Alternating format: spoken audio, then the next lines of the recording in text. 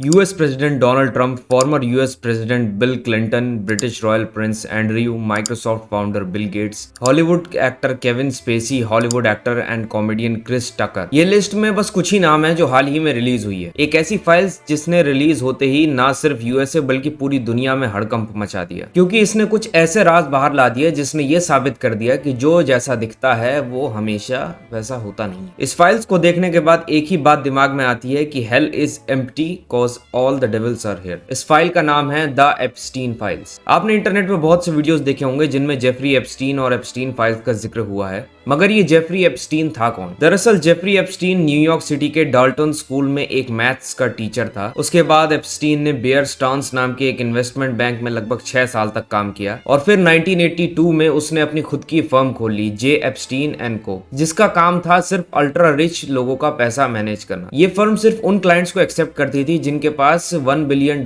से ज्यादा के एसेट्स होते थे। देखते ही देखते जेफरी बिलियनियर बन गया, मगर उसकी असली ताकत पैसे नहीं थे। उसकी असली ताकत थी पहचान। उसके पैसे से ज्यादा उसके कनेक्शंस थे। पावरफुल पॉलिटिशियंस, रॉयल फैमिली के लोग, बिलियनियर्स और सेलिब्रिटीज उसके सर्कल का हिस्सा थे। बाहर से देखा जाए तो वो एक सक्सेसफुल बिजनेसमैन लगता था। महंगी प्रॉपर्टीज, प्राइवेट जेट्स, पावरफुल लोगों की कंपनी और लग्जरी लाइफस्टाइल। लेकिन इस चमक के पीछे एक ऐसा सच था जो कि धीरे धीरे सामने आया। अंदर ही अंदर जेफरी एप्स्टीन एक हैवान था जो अपनी पावर और पैसे का यूज करके कमजोर और अंडर एज लड़कियों को एक्सप्लॉइट करता था। खुद भी करता था और बड़े बड़े लोगों के लिए लड़कियां अरेंज भी करता था। एप्स्टीन दुनिया का सबसे बड़ा ट्रैफिकर बन गया जो एलिट्स के लिए माइनर गर्ल्स अरेंज करता था। एप्स्टीन ने कैरिबिया में अपनी एक प्राइवेट आइलैंड खरीदी थी जिसे एप्स्टीन आइलैंड के नाम से जाना जाता है। इस आइलैंड का ऑफिशियल नाम लिटिल सेंट जेम्स था। एलिगेशंस के मुताबिक ये आइलैंड्स उसके क्राइम का मेन सेंटर था। यहीं पर अंडर एज गर्ल्स को लाया जाता था और पावरफुल गेस्ट के लिए प्राइवेट पार्टीज ऑर्गेनाइज होती थी। आइलैंड पे हाई लेवल सिक्योरिटी थी। वहां पे सिर्फ प्राइवेट फ्लाइट्स आती जाती थी। बाहर से देखने में तो ये बड़े लोगों का वेकेशन स्पॉट लगता था, मगर विक्टिम्स के स्टेटमेंट्स के हिसाब से ये आइलैंड सिर्फ एक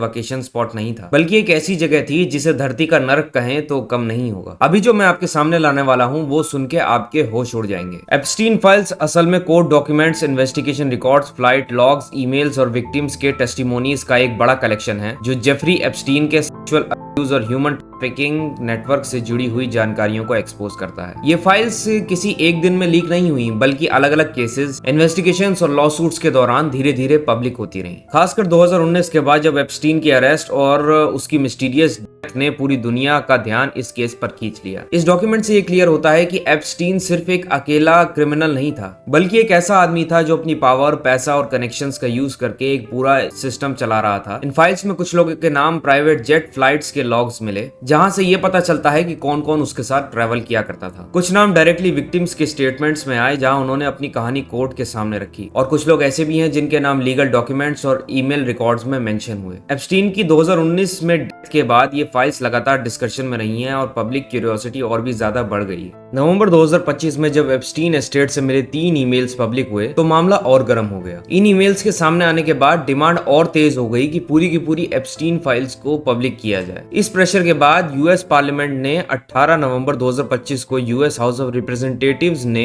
एप्स्टीन फाइल्स ट्रांसपेरेंसी एक्ट को पास कर दिया। फिर 19 दिसंबर 2025 को इसी लॉ के तहत यूएस डिपार्टमेंट ऑफ जस्टिस ने ये लाखों डॉक्यूमेंट्स रिलीज कर दिया और रिलीज करते ही हड़कंप मच गया। इस फाइल्स में ये पता चला कि US president Donald Trump, former US president Bill Clinton, British royal prince Andrew, Microsoft founder Bill Gates, Hollywood actor Kevin Spacey, Hollywood actor and comedian Chris Tucker, Michael Jackson, Stephen Hawkings, जी हाँ, Stephen Hawkings भी Epstein island गए थे। अब आप तो ये समझ ही गए होंगे कि वहां ये सब क्यों गए थे। हालांकि कई रिपोर्ट्स ये भी बताती हैं कि बहुत सारे फेमस पर्सनैलिटीज वहां अलग अलग काम से गए थे, मगर एक ऐसा आइलैंड जहां सेक्स पार्टीज ऑर्गेनाइज होती हो वहां कोई और दूसरा काम क्यों करने जाएगा। रॉयल प्रिंस एंड्रयू का नाम तो एप्स्टीन की एक विक्टिम ने डायरेक्टली लिया था, वो भी भद्दे भद्दे एलिगेशंस लगाते हुए। इसके बाद प्रिंस एंड्रयू को रॉयल ड्यूटीज छोड़नी पड़ी थी। ये बस कुछ नाम है, कई नाम तो अभी तक रिलीज ही नहीं हुए, और कई नाम ऐसे हैं जिनके बारे में कोई प्रूफ सामने नहीं आए, इसलिए मैंने उनका नाम यहाँ पे नहीं लिया। खैर, जस्ट इमेजिन ऐसे लोग जो लिटरली प्रेसिडेंट्स रहे हैं। एक तो आज भी प्रेसिडेंट ही है। फेमस सेलिब्रिटीज जिन्हें लोगों ने भर भर के प्यार दिया। जब ऐसे लोगों का नाम ऐसी फाइल्स में आए तो ये उन लोगों की आंखें खोलेगा जो सेलिब्रिटीज और पॉलिटिशियंस को वर्शिप करते हैं, क्योंकि जिन्हें आप बहुत ज्यादा अच्छा मानते हैं, जिन्हें आप बहुत ज्यादा निर्दोष मानते हैं, वो असल में कैसा इंसान है वो ना आप जान सकते हैं और ना ही कोई फैन।